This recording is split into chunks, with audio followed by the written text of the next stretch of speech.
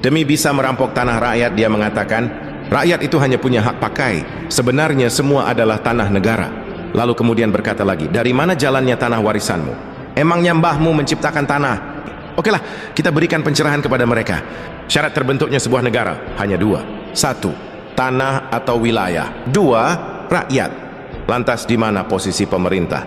Pemerintah itu awalnya tidak ada, dan sebenarnya tidak perlu juga ada, sebab pemerintah itu hanyalah sebuah organisasi. Apakah organisasi itu sangat penting? Jawabannya tidak juga. Apakah ketika sebuah organisasi bubar, maka rakyat mati? Jawabannya jelas tidak. Lantas bagaimana tiba-tiba bisa ada organisasi di tengah-tengah rakyat? Jadi ketika rakyat itu semakin banyak, maka mereka bermusyawarah untuk mempermudah kehidupan mereka, maka mereka membutuhkan para pembantu. Maka mereka sepakat membentuk sebuah organisasi dan mereka menggajinya. Itulah asal mula pemerintah. Jadi ibarat negara itu adalah rumah, maka rakyat adalah majikan. Dan pemerintah adalah pembantu alias asisten rumah tangga. Pertanyaannya, apakah pembantu rumah tangga itu perlu? Ya, perlu juga sih. Karena akan mempermudah kehidupan kita.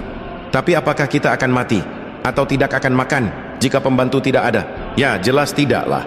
Kan kita bisa masak sendiri atau beli dari rumah makan. Jadi seperti itulah peranan pemerintah di tengah-tengah rakyat. Nah, masalahnya para pelayan di negara kita ini dari awalnya sudah sangat culas. Jadi mereka sering menyamakan pemerintah sama dengan negara. Disinilah awal mula kesesatannya. Sehingga mereka berpikir berarti tanah negara adalah tanah pemerintah. Boom, hancur sudah kan? Mereka salah persepsi.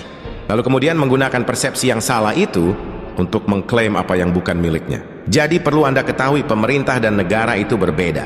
Oke, untuk meluruskan pemahaman mereka, kita akan pakai istilah Yunani. Sebab Yunani adalah pusat filosofi dunia, di mana hampir semua konstitusi negara-negara di dunia itu diadopsi dari filsafat Yunani. Jadi negara dalam bahasa Yunani disebut hora. Hora artinya adalah tanah atau wilayah tempat tinggal manusia alias rakyat, kampung halaman atau negeri. Kemudian rakyat dalam bahasa Yunani disebut demos. Nah, jadi jika Anda menyebutkan kata demokrasi atau negara demokrasi, itu artinya kedaulatan rakyat. Sebab demokrasi berasal dari dua kata, yaitu demos dan kratos. Demos artinya rakyat. Kratos artinya majikan, pemilik, pencipta, tuan, dewa, ataupun Tuhan. Ini sejalan dengan filosofi Latin, yaitu vox populi, vox Dei. Artinya suara rakyat adalah suara Tuhan, atau kehendak rakyat adalah kehendak Tuhan. Jadi ibarat negara adalah rumah, maka rakyat adalah penciptanya. Kemudian pemerintah di dalam bahasa Yunani disebut kivernisi, artinya pelayan administrasi, ministry ataupun pembantu rakyat. Pertanyaannya, bagaimana bisa pelayan yang digaji memerintah tuannya? Ini kan sudah sangat sesat. Jadi kesesatan paradigma inilah yang membuat para pelayan rakyat itu semakin jauh dari fungsinya. Harusnya sebagai pelayan mereka berlutut pada majikan. Tapi sekarang akibat kekeliruan dan kesesatan, tiba-tiba kaki pelayan itu malah diletakkan di atas kepala majikannya. Jadi jika bangsa ini ingin selamat, maka kita harus melakukan revolusi kesadaran. Indonesia merdeka 80 tahun.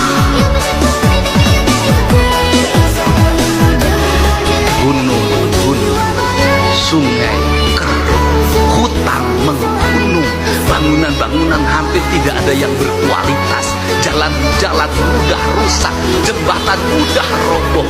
Pertanyaannya adalah siapa yang penjajah?